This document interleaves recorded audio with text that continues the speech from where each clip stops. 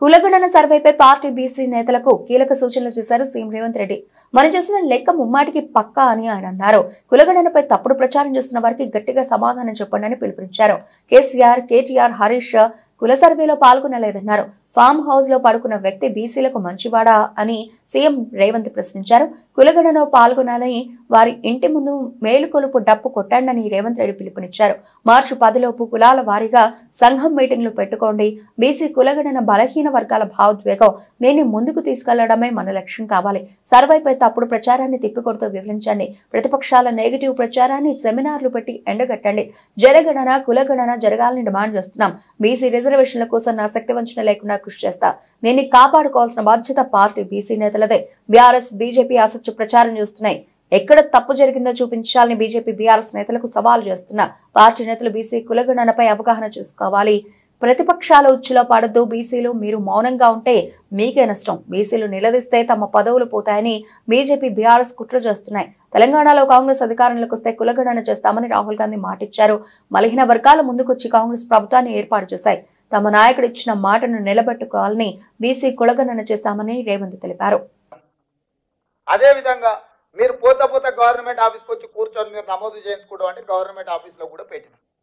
ఇంతకంటే పారదర్శకంగా ఈ రాష్ట్రంలో, ఈ దేశంలో ఎక్కడైనా జరిగిందా? ఇంత పారదర్శకంగా మనం చేస్తున్నా చంద్రశేఖరరావు గారు, హరీష్ రావు గారు, తారక రామారావు గారు ఇప్పటి వరకు నమోదు చేయించుకోలే. ఎందుకు వీళ్ళు నమోదు చేయించుకుంటలేరు? ఏంది కారణం? వాళ్ళందరూ నమోదు చేయించుకుంటే మీ లెక్క తెలుస్తుంది, వాళ్ళ లెక్క తెలుస్తుంది.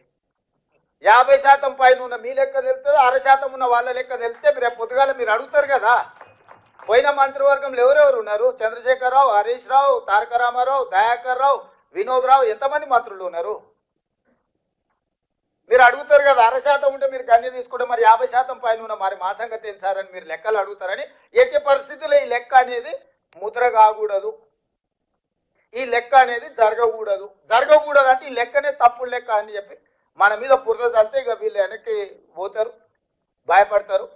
మనోళ్ళు కూడా ఏ లెక్క లేని దగ్గర ఏదో ఒక లెక్క పెట్టుకొని మాది అంతుండే ఇప్పుడు ఇంత తగ్గిందని. అయ్యా నేను ఈరోజు చెప్తున్నా, మన మిత్రులు వినయ్ కుమార్ గారు ఒక మాట చెప్పారు.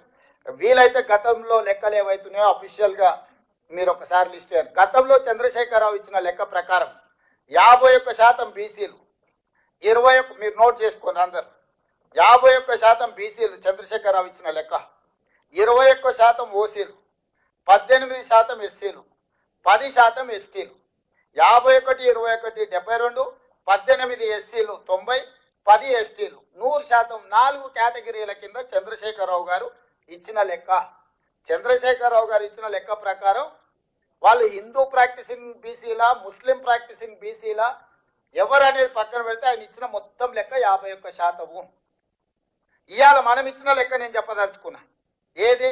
3,54,77,554 మందిలా ఎస్సీలు 17.43%, ఎస్టీలు 10.45%, బీసీ హిందూ ప్రాక్టీసింగ్ వాళ్ళు అంటే 46.25%, అదేవిధంగా బీసీ ముస్లిం ప్రాక్టీసింగ్ వాళ్ళు 10.08%.